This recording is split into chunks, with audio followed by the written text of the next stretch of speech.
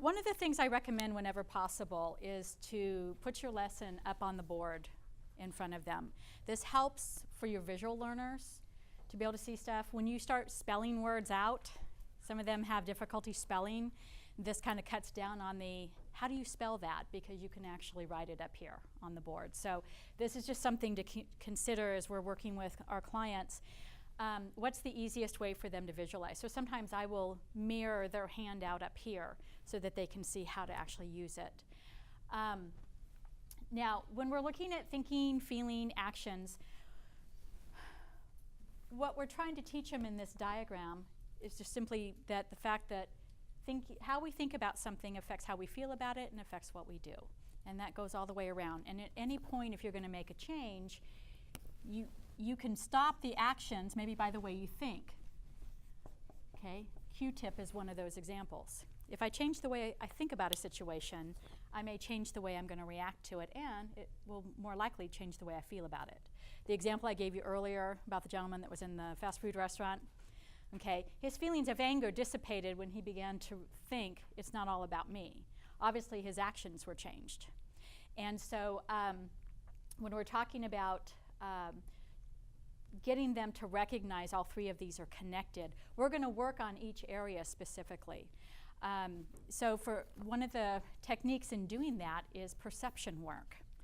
How we perceive a situation affects the way we're going to respond to it. And it also helps them recognize that different is not wrong. So I'm going to have you guys do a little exercise. If you'll turn to page 33 in your participant handbook.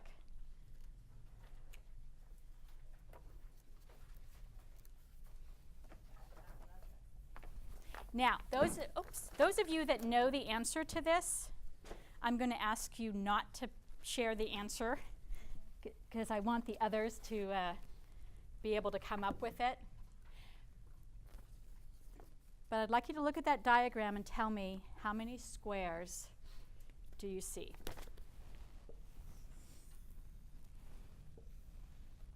In case you guys haven't figured out, I'm not a great artist here, so bear with me.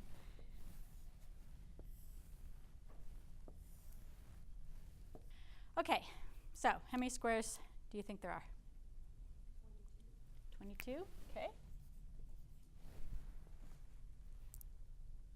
Any other? 27. 29.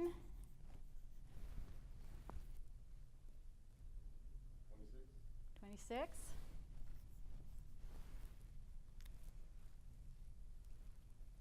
Any other thoughts? 31. 24.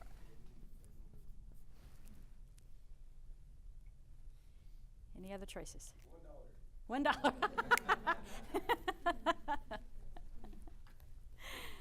Okay, what if I said there were 30?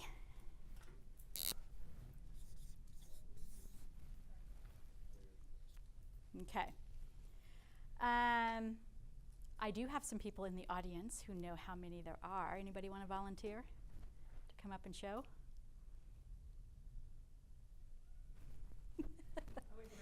You're gonna. Okay.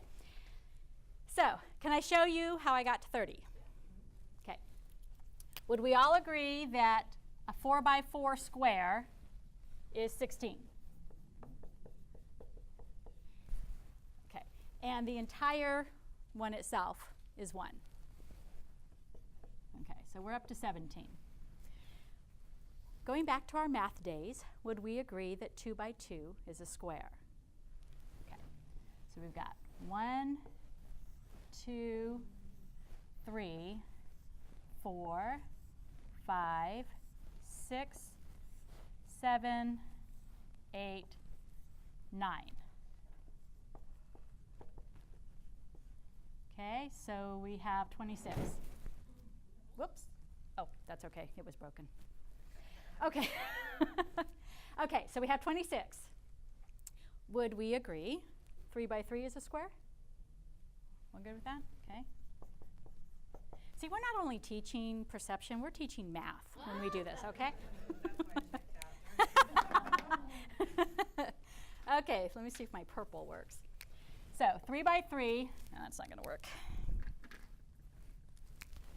So we have 3 by 3. Did I get that right? 1, 2, 3. Yep, 1 and 2 and 3 and 4. That's how I got 30. Now, taking a giant leap when we're talking about the squares, one of the things that we can capitalize on is the fact that if I said there were 22 squares up here, would I be correct? Yes. That'd be correct, wouldn't it? If I said there were 16 squares, would that be correct? Okay. And if I said there were 29 squares, would that be correct? One of the things we want to break in the pattern, the thinking pattern of many of our clients, is the black and white thinking, all or nothing thinking. There's obviously a lot of different answers here that are still correct. But how many times, especially when we're looking at relationships, how many times do we get into arguments because we insist there's only 16 squares and our partner sees 30? And we get in a big old argument about it when frankly, both answers are correct, aren't they? It's not an answer of right or wrong. It's an issue of perception. What I see is different than what you see. So one of the things that we can teach them as we're learning, as we're going through those the squares, is how to respectfully ask, can I show you how I got to 30? Okay. I know there's 30. You only see 16. I know there's 30. How do I ask respectfully? So we model that from up front. On the flip side, if I can't see the 30, I need to have the humility to be able to say, honey, I only see 16. I don't see 30. Can you show me how you got there? Okay. So we start to teach them how to take what is a very simple, basic argument and how to turn it into a discussion of learning about each other and learning where the other one's coming from, rather than, yeah. Common course coming from, because they switched over to standards, the school settings. Oh, okay. And so now it's more group participation. Oh, okay. Yeah. So that ties in, huh? That's right. So by having this simple exercise, you can teach a lot about relationships just simply by using the squares. Yes? When you throw this at them, at first it starts like a real quiet exercise, and then when one comes up with a little bit more, then all of them get energized. Yeah. And then I had one say, well, wait a minute, if I turn it sideways, are they the same squares? And I said, that's a good question. I don't know the answer. Because he was thinking, well, it's not the same square because now it's on its side. And I said, hey, have at it. Find as many as you can. And you're right. That's the point, is that we see things different. Yes.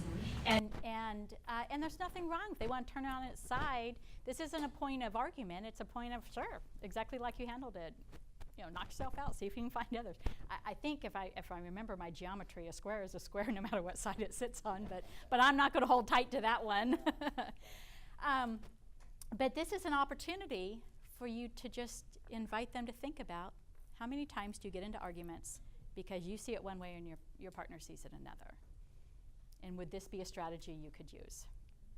Now, one of the other things too, that you just mentioned is that if you've got a group that nobody has done this, see, I knew a lot of you in the group already knew how to do this, so I didn't use this strategy.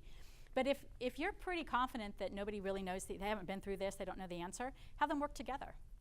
You guys work together as a team, and use words like team. You guys work together as a team, or work with your partner, person next to you, you know. So there's ways you can actually design this where you can invite even more group activity, more interaction with each other. The flip side, you've got people here in the room that do know how to do it.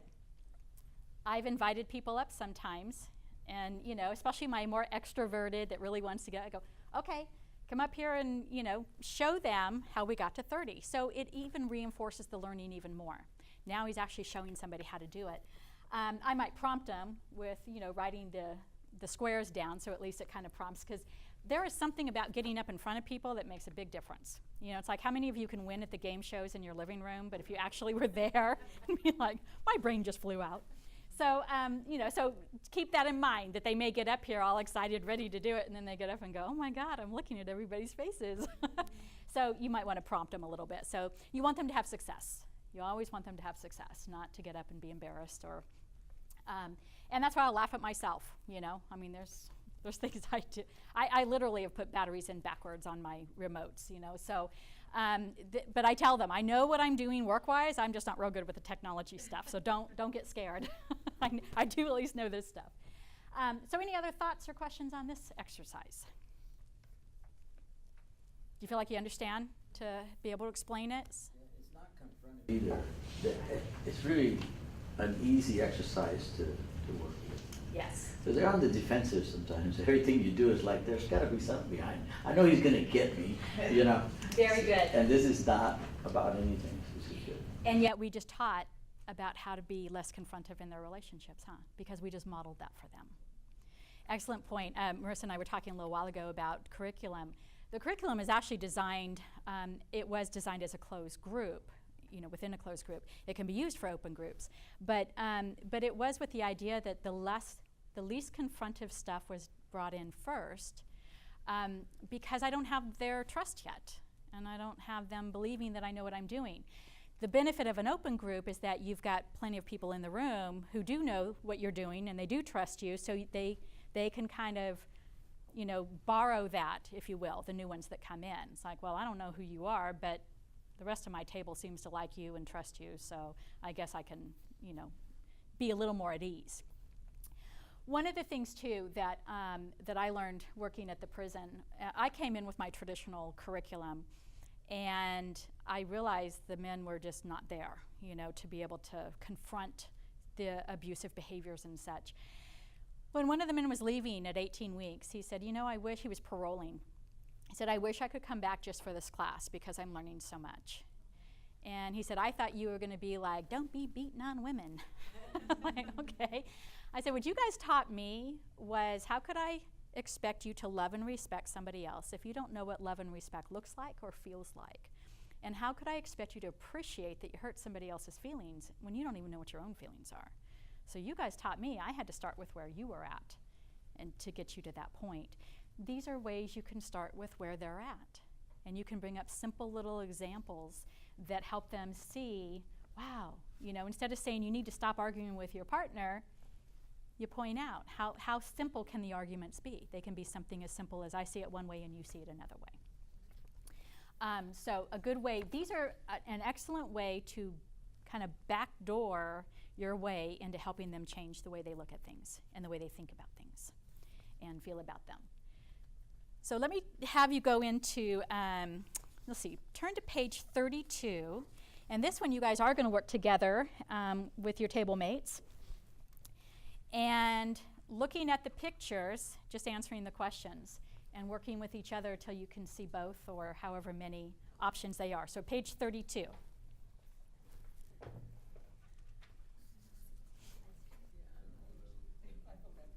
How you doing on this one? The elephant's a challenge, huh? Has everybody been able to see the young lady and the old woman? Anybody still struggling with that one? They hit you on the head? Teamwork. Okay, how about the second picture? The vase or the faces? Does everybody see both of those? Yeah? Okay. And then the third one, the elephant. They're actually, I don't think we've ever come up with a consensus on how many legs there are. What do you notice, and just looking at your own behavior as you were doing this activity, how do you see this working with the clients? What is it we're going to teach or help them practice?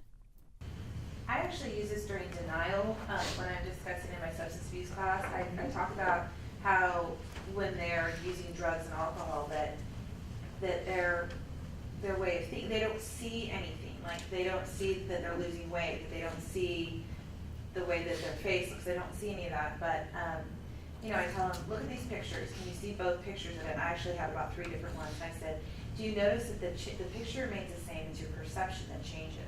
And then I actually have them look at their ID bracelet when they were arrested. And that's a good indicator, oh, I did used to look like this, you know, like a fish, or sucked up looking like a fish. It's those kinds of things that I have them, but it's really good teamwork in the class. They'll be like, do you see this? And I got him immediately with all this. She's like, I can only see the old lady. So here I Yes. am wanting to help her, and they do that in my classroom. Exactly. That is one of the benefits of this exercise, is exactly what she just mentioned, the teamwork. You're more likely to be respectful with one another in helping them see. I don't think I've ever had anybody go, well, you're just stupid, you can't see it. But I'll guarantee that's how they talk to their partner. So what we're teaching them is how to respectfully show, be able to explain to somebody how to look at something in a different perspective. And that's an excellent way to use it with a substance abuse, you know. You don't see the all sucked up look, you know, what everybody else is looking at. So good, great. Any other examples or thoughts on that? Again, we're getting into this. They're thinking, feeling actions in a backdoor way, getting them to realize that we don't always see everything eye to eye. We don't see it the same. The same with the elephant. There are some situations in life, there just is not an answer. There just is not a black and white answer. And you'll get some really concrete thinkers in your group. And I remember we had one gentleman, oh my goodness, he was like, well, you didn't tell us what the right answer is. There isn't a right answer. And he really struggled with he wanted to be right all the time. Had to be right all the time. So it was really hard for him to wrap his head around the fact that there are just some things there is no right or wrong answer. And so we're trying to break through that rigidity, and this is a way to do that, breaking through that. So, okay, any other thoughts? I just want to add, going along with something that you mentioned with the other activity that you have up on the board, Nada, that even looking at the first picture, one can see it one way, the other person can see it a different way, and it's not, oh, I'm right or you're wrong. It just reiterates that we're both looking at the same picture, but, you see it one way, I see it another way. Yeah. And it's okay to look at it, from your perspective, and I see it from mine. Exactly. And then you get the additional benefit on a couple of those pictures to actually help invite them to help somebody see it the way you see it, and to persuade in a respectful way rather than shove it down their throat that, well, this is the way it is. Yeah. So very good point. What I also noticed in my group was when I didn't see something, they showed me one, but I actually told them also. I said, look, since I was this age, people have tried to make me look at things that are 3D. I said, I can't. So they kind of not backed off, but they were like, oh. So they you're saying respected there's the an fact. actual medical reason that Yes. you're not able to actually see. I don't even know if it's a medical reason or what, but if you guys give me a 3D puzzle or things like that, and they say, oh, look at it. I don't know. And that's okay. You stood up for yourself and said, I can't do, so don't waste your time looking at it that way. And it showed them, and it showed me that, hey, you know what, they respected the fact. They were like, oh, okay, now we don't have to, like you said, you have to. Yeah, keep looking at it this way and then you'll see it. Okay. And that's something else we want to work with our clients, is how to express their needs and where they're at to somebody in a respectful way, and be able to respect that that person doesn't want the help. And that's one of the questions, we'll come across this and I'll go, what if your partner, if you say, can I show you how I got to 30? And your partner says no. Does your partner have a right to say no? Okay. Do they have a right to go through the day never knowing that, their whole life never knowing that there's 30 squares? Is that okay? Is that their right? Now, they choke on that, but we are introducing the idea that it's okay for somebody to say no, that they don't want to know this new information. Yeah. Good lesson too for them and their egos, because especially in jail, they never drop their guard, and for somebody to tell them, show them something, it's like, oh man, you showed me up. Yeah. So it's a good lesson, and then we can just reiterate kind of what she's saying. Hey, it doesn't make any difference, man.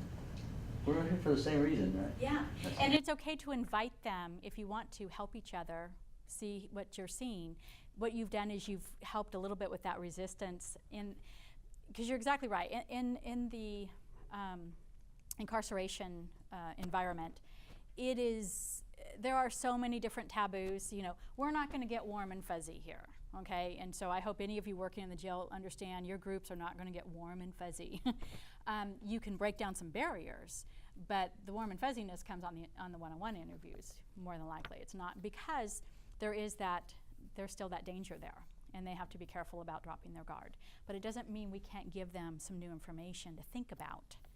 And I know from just the prison program, you know, the guys would come back after their phone calls and talk about how their phone calls were going differently with their family members, simply because of what they had learned. So I'm not expecting group hugs out on the yard, but if they're making some changes here, that works for me. Although I will tell you something that has changed. Yes. Maybe you'll believe this or not. In the Oh, last, you're telling me, Ruben. in the last couple of years, and this is way different from 25 years ago, the guys are actually out in the yard, hey man, I love you, man. And they actually hug each other and stuff. Wow. I'm not kidding. When I see it, in the last couple of years when I've seen it, I think, what the heck? This is way different than what we're used to. They're telling each other that they love each other. Wow. A guy gets ready to leave, hey man, I love you, man. Take care. Wow, how interesting. We did Yeah. it 3 weeks ago. We did the study. If you hold on to somebody and you hug them for more than 20 seconds, you release the hormone oxytocin. Yes. And so I had 2 different races. Gentlemen, I said, I asked for volunteers. And then I said, 2 guys raised their hand. I said, wait until you hear what I want you to do. And then they were still willing to do it. And so they gave each other a hug for 20 seconds. And people are kind of laughing and this and that. And then I had another group, well, we'll do it too. Somebody took the step. So, but this was a closed class, and they were guys that had been together for a while. Yes. So the trust factor was there. But on a first week, are you kidding me? They laughed in my face. Yeah, that's true. And I saw that with my group out there as well, as we were together for, 2 years almost. So there was, Unfortunately, we weren't able to get all the classes in, because in a maximum security, you have a lot of lockdowns. You know, and I said, this is not a homework class. This is an interaction class, so I can't give you all the classes. But it was neat to see them affirm one another and be able to have, those positive discussions. So that's cool. Okay, I'm going to take you to another perception exercise. This one's a little bit different.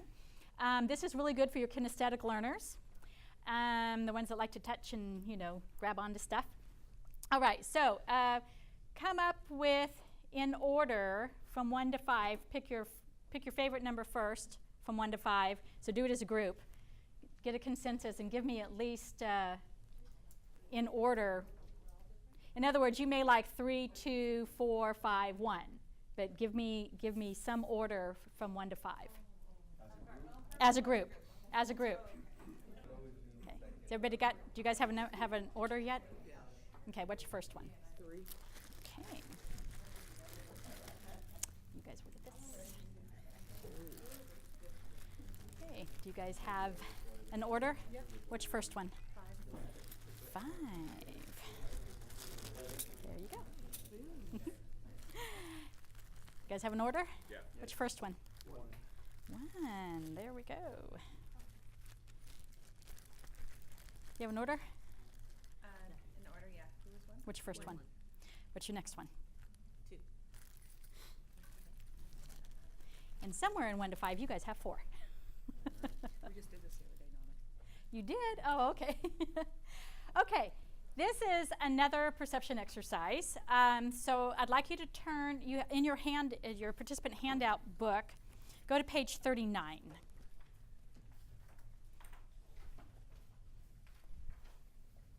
And you actually have a little questionnaire. And it asks you to looking at your objects. It asks you to, what your initial impression was, which I was hearing that as I was handing out, spoons, bracelets. So what was your initial impression? You guys are going to work on this as a team. And then just answer the questions. If in your packet, you're more than, in fact, I would encourage you to open up your baggie and grab the items. But if they are already packaged, please don't undo that packaging. But you can open up this one, okay? I don't need sequins everywhere. Okay. Initial impression.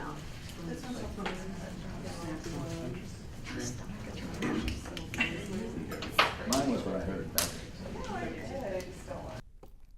Let's see. Let's start with group number 1. Who got number 1 package? Okay, Ryan? What did you guys come up with? Initially, just thought fabric. When we got hands-on, I guess, it became lace or trim. So we were able to describe it a little more. Okay. Am I going through this? Sure, that and whatever other observations you have. We thought Christmas also, because some of us saw the green and red first. I don't know if that's holly or not, but it just, Christmas came to mind. Okay. They're all colorful, smooth, soft, strong, I guess, if you kind of pulled it. Frilly, Frilly came up. girly. Yeah. Girly. We'll keep it at that. I thought there was a time when only men were seamstresses. Seamsters, They were I don't know what tailors. they called them. There was 5 of them. That's Excellent. it. Excellent. So it was a little bit more than met the eye when you first looked at it. Okay, good. Excellent. How about team 2? Who got team 2? Same thing, kind of Christmassy. She came up with Christmassy, glittery, small in size. What all was crafts, in there? Art, What all was in there? the stuff bells with the green. and the beads. There's some bells beads in and there. That's Etsy. Okay. So any arts and crafts items. What was your first thought when you looked at that bag? Those would decorate Marissa. You thought it was a real interactive group. No, it reminded me of her little doggy because she's really pretty. She's a cute little dog, and she has it more often than I do. I made that compliment. She really did. She's really cute. Yeah. Okay, so you saw that it had different colors, different textures. Okay, kind of Christmassy or decorate Marissa. Okay, excellent. How about team 3? Who got 3? One table here. What'd you guys? You had jewelry, and I was like, ooh, jewelry, bracelet. And we kind of came up, there's 10 items, so there's bracelets, rings, pendant, you get earring in there too. They're kind of all different. There's smooth, rough, hard, breakable, round, square, curved. So a lot of differences A there. lot of different, it was sparkly. Got it? Okay, very good. Team 4? That's us here. Okay. We have buttons, but like with first perceptions, just looking at it, the other, like I thought it was a sewing kit. But then 30, we also have different perceptions as far as quantity at first. Uh-huh. So there's 12, which is right, there's 12 items, but also 32 then if you count the items on the So package. you actually had to pull them out and actually count them then? Yes. Okay. And then just different colors, different sizes, shapes, types. Some of them are breakable, some are used, some of them are new, smooth, rough. Some still in their package. Some of them have 4, 2, 1 holes, some of them no holes. Okay. And Very old. some of them are very old because it has a price tag from Save On. Oh. That's probably for my grandmother. Okay, great. So obviously not just a sewing kit or just a bag of buttons, but lots of differences there. Okay, excellent job. 5.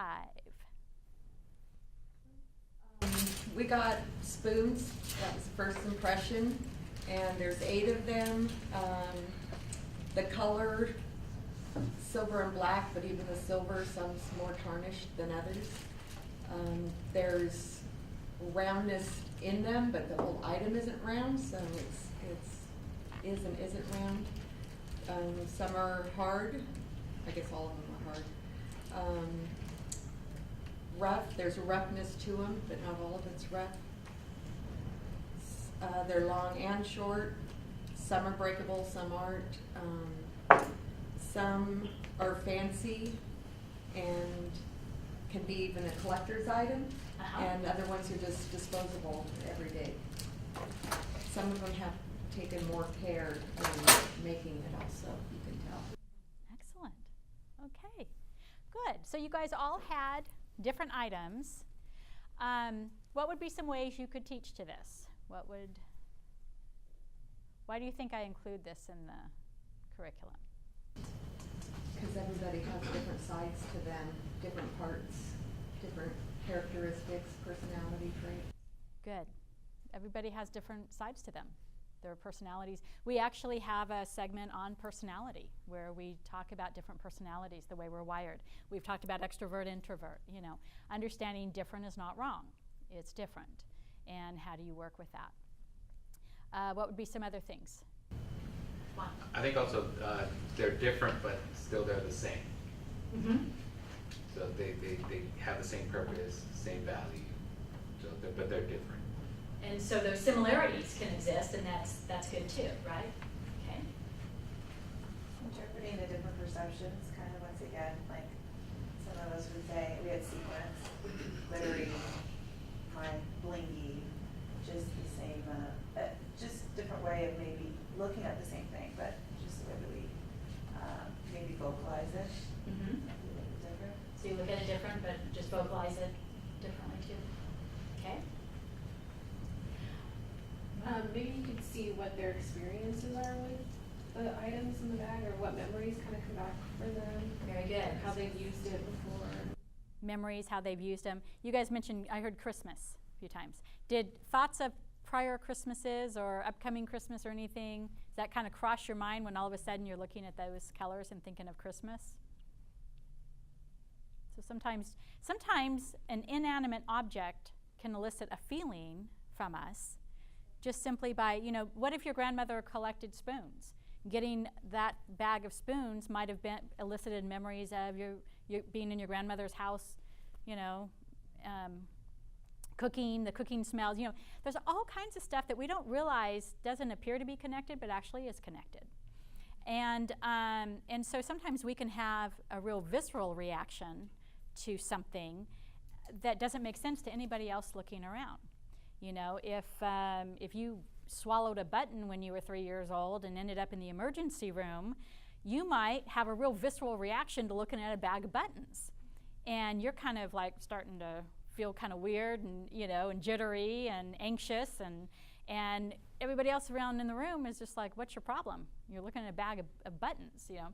This is, again, the trauma-informed. We want to pay attention when we're starting to see our clients act in a way that doesn't match up with what we're doing, if you start to see those kind of responses. And then bottom line, you guys all brought up the same thing, which is just because it looks like this on the surface, if I look a little bit deeper, there's actually more information there. We have 2 homework exercises that we work with the men in 2 areas. One is thankfulness, and the other one is finding the positives. Finding the positives, if you're in your participant handbook,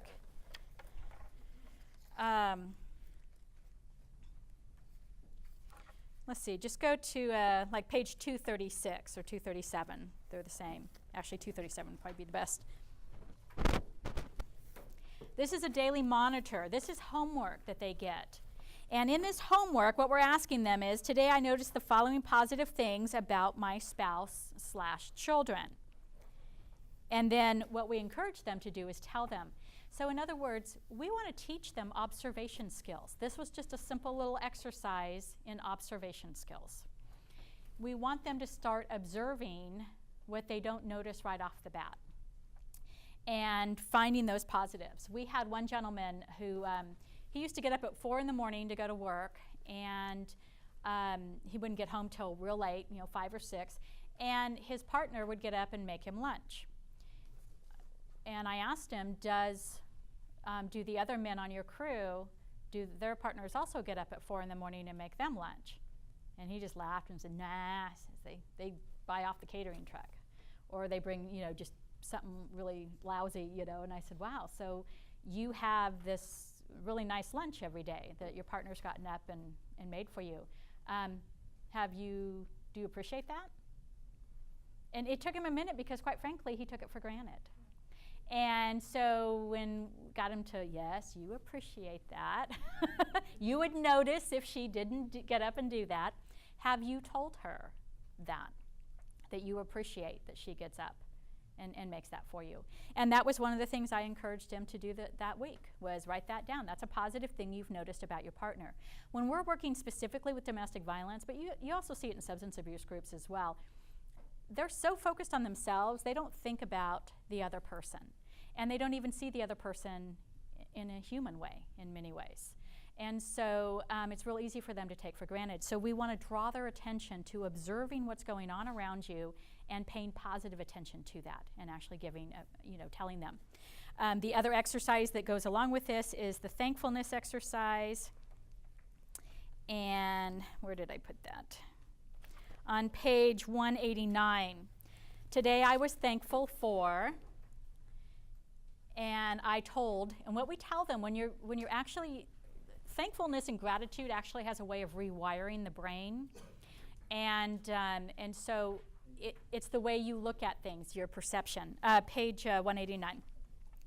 So what we want them to do is not only to recognize what they're thankful for, so look for something to be thankful for, but also tell somebody, because that reinforces that part of the rewiring of the brain. And today I express gratitude or appreciation to spouse, partner. What they have to put there is their name. We don't do baby mamas. We don't do any of these generalities that just kind of, categorize people. It's like birth name, And I mean, when I had my gang caseload, I called them by their birth name. I didn't call them by their, Snoopy or whatever. It was like, you know what? If I want you to get out of the gangs, why would I reinforce gang life? Of course, I'm going to call you Joe or, whatever. So we want them to put their partner's name. It has a way of reinforcing that person is a human being, not an object. And the children's name and any other person if during the day they did that. And for, it has to be a specific. What are you thankful for? Okay, we want them to be very specific. I'm thankful you got up and made me lunch today. And if she makes you lunch every day, then I guess every day you tell her you're thankful for that. It's ways of reinforcing that prosocial behavior. Javier. Because one day I run into like a big hurdle in my class. I always tell the class you have to go by first or last name. There is no nickname. Okay. And one day there's a gentleman that walked in, and then he said, "My name is," and his name was Baby Boy. And I'm like, hold on. I said, we don't go by gang, names or nicknames. And then he got red, and I was like, oh, I was like, that was on the roster. That is his name. I was like, oh my God. But I was like, How did you handle that when you recognized you had made an error? I just told him, I said, oh, I'm sorry. I said, I apologize for, pointing that out. I didn't realize, that I had made a mistake. I said, I actually seen your name on the roster, and, my apologies to you. Of course, I had to talk to him afterwards, but I was like, man, we have to be careful with that, because when what you said, the real name, if we don't know our clients, we're gonna get into some of those. That's a very good point, and sometimes our clients can have been given some really different names. Baby boy. Yeah. Well, and like mine, Nada, it's different. And so a lot of times, people will call me Nadia, or they just look with a blank, and I know they've gotten to my name, so it's like, but yeah, it's whatever, we just want to reinforce that people are, that they are human beings, and they're not, we're not looking them at as, like you say, as gangsters or whatever. We're bringing in that perception of what's valuable, and that means for their partner. Their partner needs to have a name attached. That's very true. But Javier, just to kind of commend you for the way you handled that, we always need to remember, if we want them to be transparent, we want them to be honest, we want them to be able to accept when they've made mistakes, we need to model what that looks like and how we handle it when we do. That goes a long way in respect. When they know that you're willing to admit you've made a mistake, you misjudged something, whatever, the quicker we can respond, with that apology and the correction, because we're modeling for them. That's what we want them to do, so we have to be willing to do it ourselves. And bottom line is, I didn't lose my job as a teacher because I messed up your name. They need to understand that just because you make a mistake doesn't mean you're a failure, and that you're going to lose, your position. So very good, very good. Anything else? Any other thoughts or ideas on this one? Gratitude is sometimes they haven't heard the word, or if they've heard it, they never use it. So when, it's a very good technique for getting them to think about somebody else instead of themselves, or something else instead of themselves. I do it all the time. I make gratitude lists. And, it's It very- does, it gets their mind off themselves onto somebody else and puts that value there. And you just mentioned about the word gratitude. Not only are we math teachers, we're English teachers too. So we're actually empowering and increasing their vocabulary. So while we have to talk at a level that they can understand, there's nothing wrong with throwing in a few words here and there. And I've invited the guys in, I mean, at one point I almost got dictionaries for all the tables, you know, for them to look up words and stuff, because we want to give them more skills. And there's nothing wrong with that. So, but I was really glad I had plenty of guys who would go, what does that word mean? You know, and what does that tell you? If they ask you what something means, they're interested. They're listening. They're paying attention. So, thank you. And they trust you. They know that you're not going to look at them like, well, why don't you know that answer? You're going to give them the answer. And that is the hardest part, I think. I cringe when I've been in groups and trainings where I see the person in authority lording that over that other person and embarrassing the group. It can be really, and we'll talk some more this afternoon about challenging errors in thinking. One thing that's very important for us to understand is that if we embarrass one person, even though the whole group thinks, well, he was being a jerk and he deserved that, what do you think's going through the heads of the other ones? What was that? I'm next. Yeah. Yep. If she can do that to him, even though he deserved it, I don't want to be next. Yeah. I usually do in some of those cases is here and there I'll make mistakes, but because I want to make them, so the class picks up on them. And like you said, just so that they know how to model that behavior, you know what, I'm a human being. So they'll correct me on things that I'm like, oh, I misspelled this word. And I do it intentionally. Even with games that I play with them, Mr. Parr, I forgot a word, or no, there was a letter in there missing, and I'm like, really? I was like, I didn't think about that. Yeah. Sometimes it makes them realize, hey, you know what? We all make mistakes. Absolutely. And it's okay. We can still get through the day. If I have a set to with one of the inmates, you know, and it happens all the time because you're working there, I try not to hold a grudge. I try to just like, let's move on, let's go on, and it has worked for me really well in the sense that they don't forget, but they follow up on it. They want to know what's going on. I've had, as a matter of fact, 2 or 3 in the last couple of months that Marissa and I sometimes have the same students. And there was one very difficult one that we worked with, and I just kind of, for lack of better words right now, just put him in his place. And oh my God, I mean, the world came down on him, and he was depressed and so forth. And eventually, he saw that it wasn't, he didn't take it personal eventually. At first he did. He was able to work past that. Yeah, but I think that the whole group benefited from it, and Marissa, you can add anything if you want. The whole group benefited from it because he really came around. Good. Well, and that's the beauty of doing this for a while, is you start to sense when you can put them in their place and do it in a respectful way, and when it really is not the right timing. And sometimes we still mess that up, but at least we can use it and to come back and clean it up if we have to. But no, that's just your experience that's kicking in, being able to do that. So, excellent.